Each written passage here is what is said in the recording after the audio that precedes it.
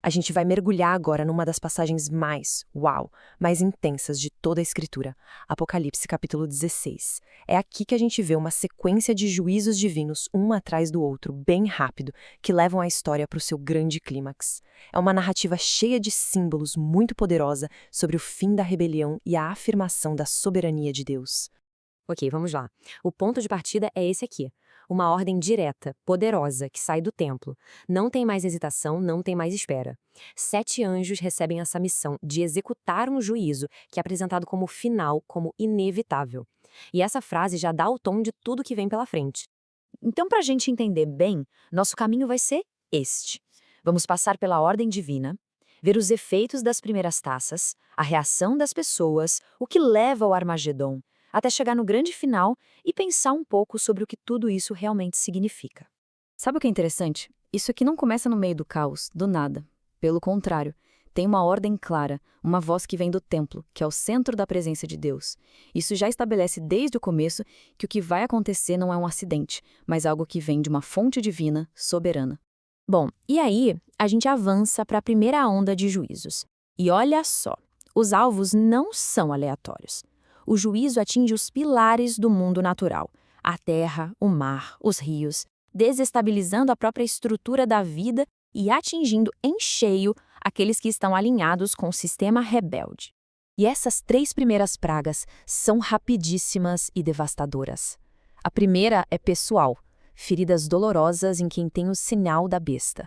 As 2 seguintes são um desastre ecológico, o mar vira sangue acabando com toda a vida marinha, e logo depois, as fontes de água doce têm o mesmo destino.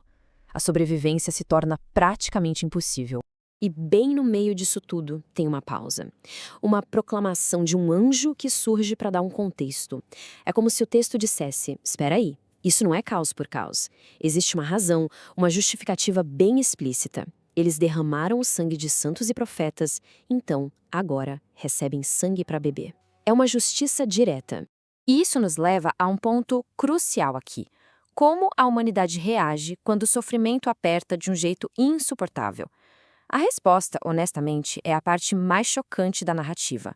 E essa tabela ilustra perfeitamente o tema do coração endurecido. Na 4ª taça, o sol queima as pessoas. Na 5ª, o reino da besta é jogado em trevas e dor. E a reação a esse sofrimento todo, arrependimento? Que nada. A reação é blasfêmia. Eles amaldiçoam a Deus, mas se recusam a mudar. Com a 6ª taça, a história dá uma guinada. O foco sai um pouco das pragas sobre a natureza e passa para uma preparação estratégica, sobrenatural para o conflito final. O palco para o Armagedon começa a ser montado. O que acontece aqui é que uma barreira geográfica e simbólica gigante é simplesmente removida. O grande rio Eufrates seca. Pensa nisso.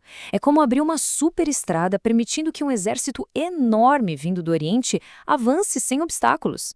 O campo de batalha está sendo preparado. Mas não são só os humanos que estão se movendo.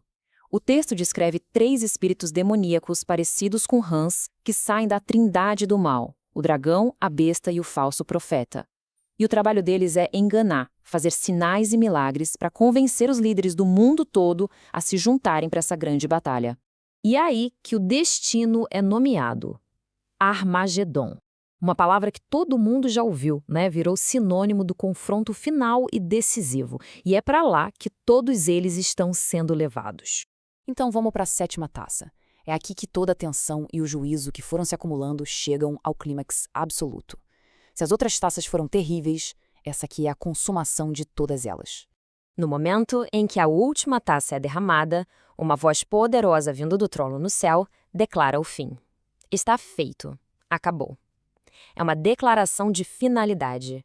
A história da rebelião humana chegou ao ponto final, e o que se segue é o cataclismo definitivo. A consequência imediata é um evento de uma escala que a gente nem consegue imaginar. Um terremoto tão poderoso que o texto diz que nunca houve igual desde que há homens sobre a Terra. É um abalo que não só destrói, mas reconfigura o planeta inteiro. O resultado é a desconstrução total.